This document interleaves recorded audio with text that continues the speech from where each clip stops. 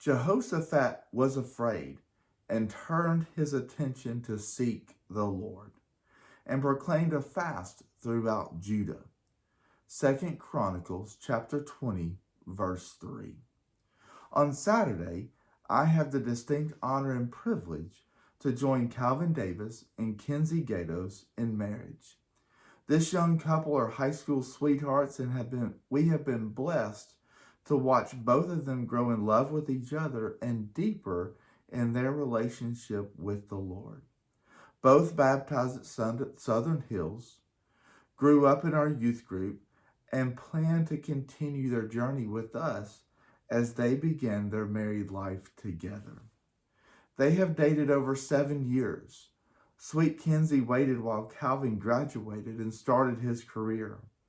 We all sort of waited with bated breath for him to finally pop the question. We finally got the news at Fall Festival last year.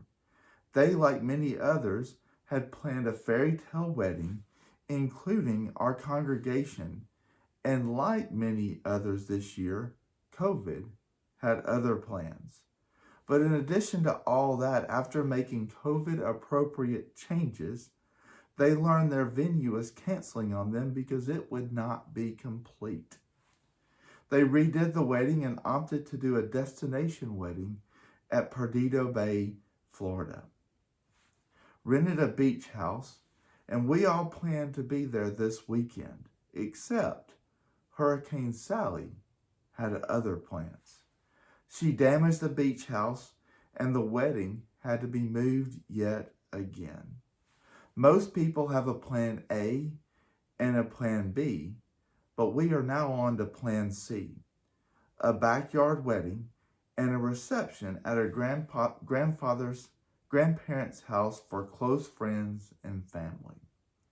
Except now with another storm and rains threatening, we've had to move to plan D, making modifications for rain with only a few days to adjust.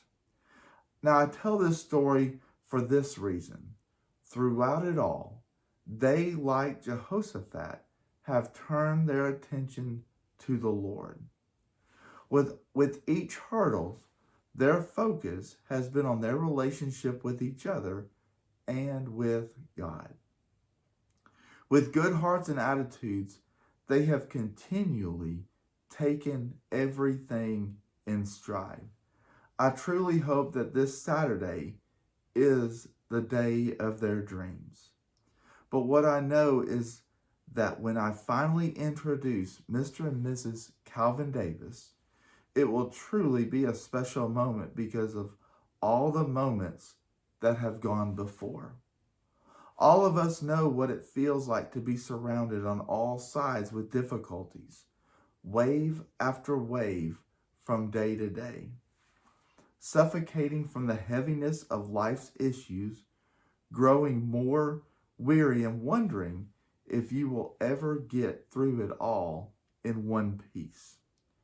One layer of hardship wasn't enough, but this too, this now, surrounded on all sides.